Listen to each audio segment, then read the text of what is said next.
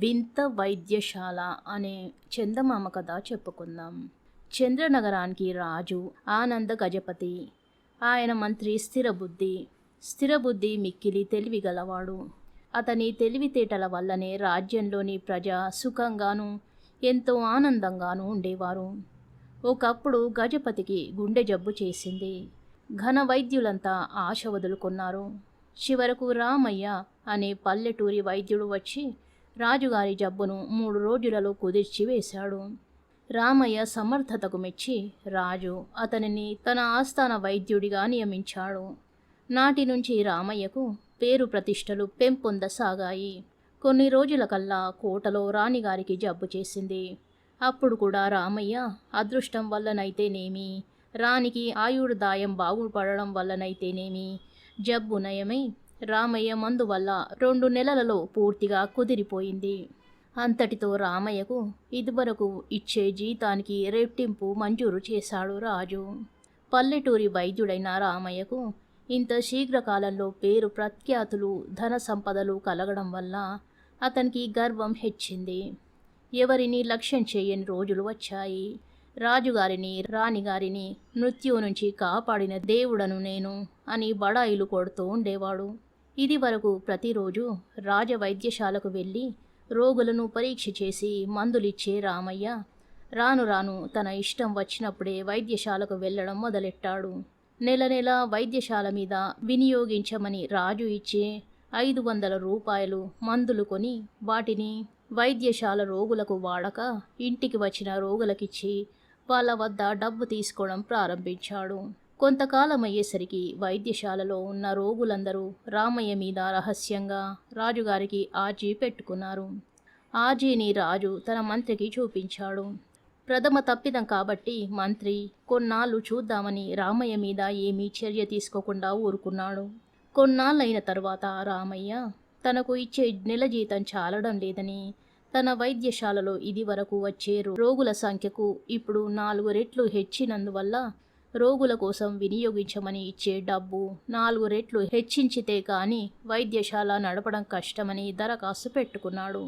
వైద్యశాల ఖర్చుకు డబ్బు ఎక్కువ కావాలి అని వచ్చిన దరఖాస్తు చూసి రాజు చాలా కోపగిచ్చాడు.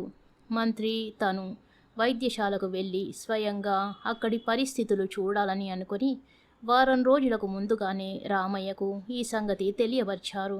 రాజు మంత్రి రేపు వస్తారనగానే అది వరకు బహు కొద్ది రోగులే ఉన్న వైద్యశాల ఇప్పుడు ఎలానూ అనేక మంది రోగులతో నిండిపోయింది.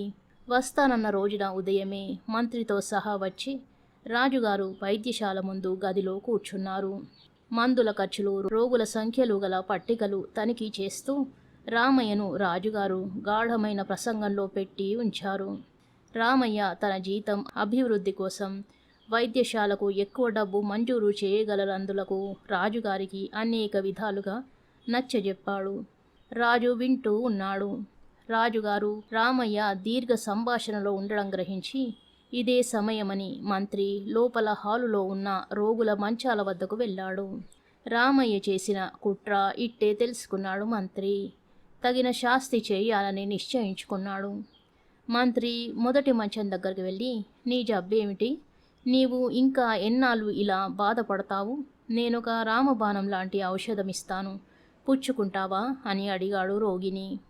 వెంటనే రోగి అంతకన్నానా బాబు, ఇవ్వండి అని దీనంగా వేడుకున్నాడు. అప్పుడు మంత్రి ఇది పరమరహస్యం, ఎవ్వరికీ చెప్పనంటే నీకది చెబుతాను అన్నాడు. అందుకు రోగి నేనెవ్వరితోనూ చెప్పను అని అంటూ మంత్రి చేతిలో చేయి వేశాడు. అప్పుడు మంత్రి నాకీ చికిత్స ఒక సిద్ధుడు చెప్పాడు. అతడు హిమాలయ పర్వతాల మీద తన జీవితమంతా తపస్సు చేసి ఫలితంగా ఈ విద్యను సాధించి అతడు చనిపోయే ముందు ఈ రహస్యాన్ని నాకు వెల్లడించాడు అని ఊరుకున్నాడు. అదేమిటో సెలవిప్పించండి బాబు అన్నాడు ఆత్రంతో రోగి.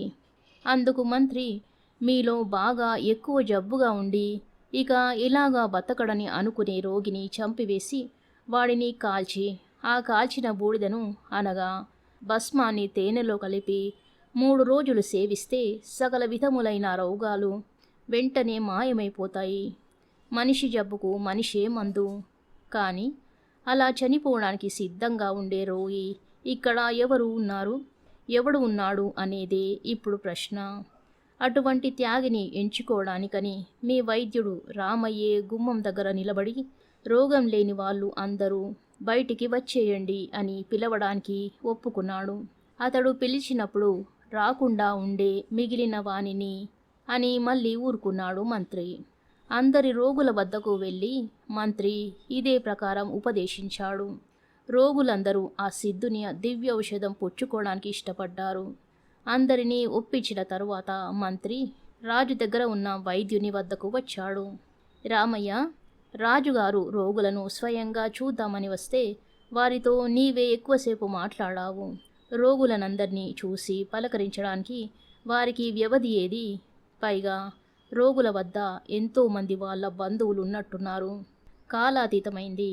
అందుకని నీవు గుమ్మంలో నించుని రోగం లేని వాళ్ళందరూ బయటికి వచ్చేయండి అని అందరూ వినేటట్టుగా కేక పెడితే జబ్బు ఉన్నవాళ్లే లోపల ఉండిపోతారు, లేని వాళ్ళు బయటికి వచ్చేస్తారు.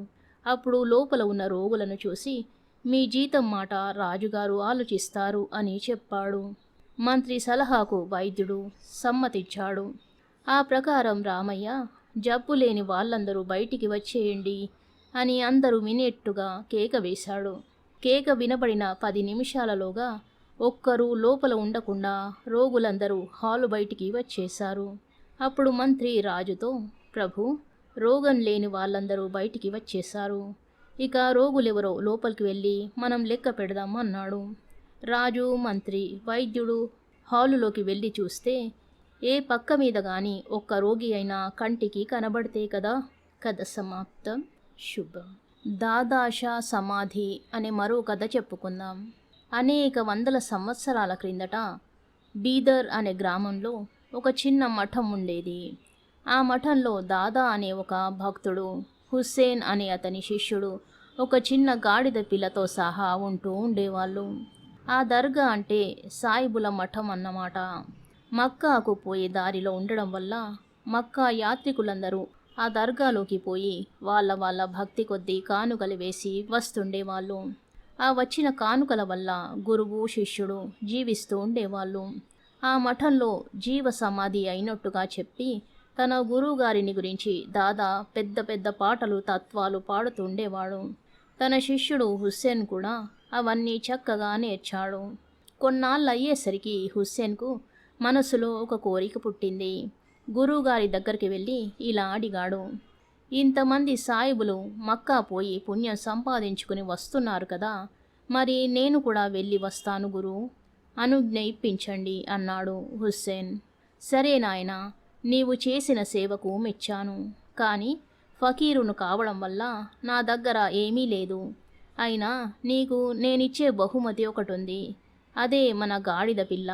దీనిని శ్రద్ధగా గురువుగారు ఇచ్చిన కానుకగా స్వీకరించి తీసుకుపో అని హితవు చెప్పాడు దాదా. సరే, ఒక మంచి ముహూర్తం చూసుకొని దారిలోకి కాస్త రొట్టె వగైరాలు తీసుకుని గాడిద పిల్లను వెంటబెట్టుకొని మక్కాకు బయలుదేరాడు హుస్సేన్. 10-15 రోజులకు 10-15 మజిలీలు చేసిన తరువాత ఒక పెద్ద ఎడారి దాటవలసి వచ్చింది. గాడిద పిల్లకు ఎప్పుడూ ఇంత దూరం నడవడం అలవాటు లేకపోవడం వల్ల నడవలేక కూలబడడం మొదలుపెట్టింది. అయ్యో, గురువుగారిచ్చిన బహుమతి ఇలా అయిపోతున్నదే అని విచారించి హుస్సేన్ గాడిద పిల్లను మెడ మీద వేసుకుని 2-3 మజిలీలు దాటాడు. కానీ పాపం గాడిద పిల్ల సరిగా మేతలేక వడదెబ్బకు తట్టుకోలేక ఒక రోజున పాపం చచ్చి ఊరుకుంది. అది చచ్చినా బ్రతికినా గురువుగారి బహుమతి కావడం వల్ల ఆ శవాన్ని భుజాన వేసుకుని మర్నాడు ప్రొద్దుపొడి చేసరికి ఒక నీళ్లు ఉండే ఖర్జూరపు గుబూరు వద్ద చేరాడు హుస్సేన్. శవం కంపు కొడుతోంది. ఇక లాభం లేదనుకుని ఒక లోతైన గొయ్యి తీసి అడుగున కొన్ని ఖర్జూరపు మండలు పరిచి గాడిద పిల్ల శవాన్ని పెట్టి పైన మళ్ళా మండలు వేసి ఇసుకతో దానిని బాగా కప్పివేశాడు. ఇంతలో ఆ రాజ్యాన్ని ఏలే సుల్తాన్ గారి సిపాయిలు కొంతమంది వచ్చి ఏమిటదని అడిగారు. హుస్సేన్ తత్తరపోయి, అయ్యా, ఇది మా గురువులైన దాదాషా గారి జీవ సమాధి అండి. 1 గంట క్రితమే ఆ మహానుభావులు సమాధి అయ్యారండి అని వణికిపోతూ చెప్పాడు. భక్తితో వాళ్ళు సమాధికి నమస్కరించి వెళ్ళిపోయారు.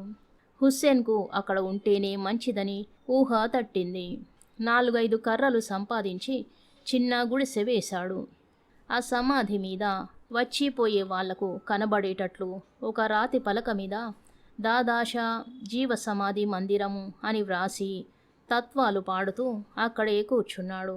ఇలా ఉండగా క్రమేణా ప్రయాణికులు ఆ గుడిసెకు రావడం, కానుకలు సమర్పించుకోవడం జరుగుతూ వచ్చింది. కొన్నాళ్లకు హుస్సేన్ బాగా డబ్బు వెనకేసి చక్కటి భవనమే కట్టించాడు ఆ ఎడారిలో. ఇట్లా దాదా కీర్తి చాలా దూరం వ్యాపించింది.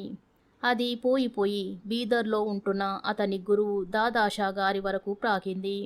ఈ మహానుభావుడు ఎవరై ఉంటాడో చూద్దామని బుద్ధి పుట్టి దాదాగారు కొన్నాళ్లకల్లా ఆ భవనం వద్దకు చేరుకున్నాడు. ఆ గుర్రాలను, ఒంటెలను, ఆ భవనాన్ని చూసి ఆశ్చర్యపడ్డాడు. లోపలికి వెళ్ళాడు. ఇంకా ఆశ్చర్యపడ్డాడు. లోపల హుక్కా తాగుతూ శిష్యులు కొలువుగా పట్టుపరుపులపై నవాబు దర్జా వెలిగిస్తున్న తన శిష్యుణ్ణి చూసి దాదాగారు నిశ్చేష్టుడయ్యాడు.